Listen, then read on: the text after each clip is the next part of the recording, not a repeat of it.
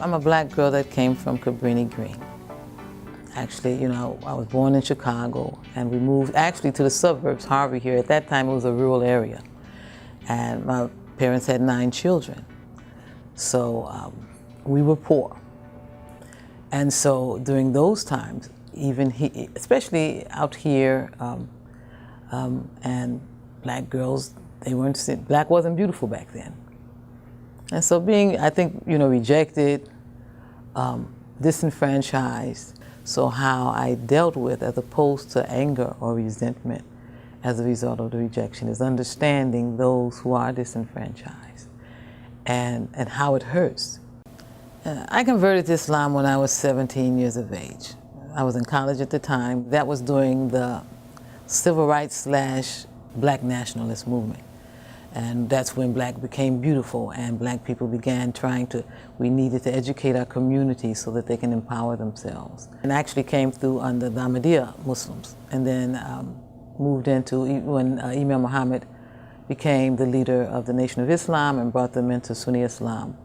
Then I came into Sunni Islam under his teachings, and then bringing with it, again, coming from the activist, as an activist in the 70s. So, but that brought a different air to my al-Islam. And understanding that, and during those times, when schools weren't good, we had alternative schools. We developed the schools that existed. We taught young people back in the 70s, okay, if you don't know your history, you don't know these things, then outside of school, you must read this, you must study, you must empower yourself, you must do for self. As African Americans, we're forced to live in 2 worlds. Even as African American or indigenous Muslims, we have to work in 2 or 3 worlds. We didn't have the luxury of just being in an African American community or African American Muslim community or Muslim community. So we had to navigate both, which was something I think was not afforded to the immigrant Muslim community. Allah intends for us to work together. The resistance wasn't just on the part of the immigrant community, it was in the African American community as well. We don't know one another, and we're so different, and we just don't work together. And now it's even more important because we realize people just see us as Muslims.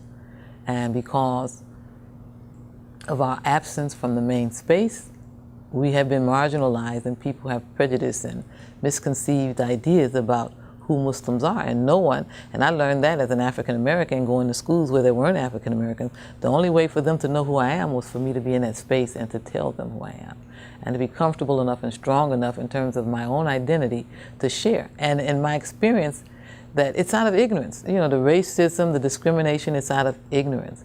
And we just have to be comfortable enough to move in those spaces and say, this is who we are, this is what al-Islam is, and this is how we can benefit not only ourselves, but this great country that we're a part of.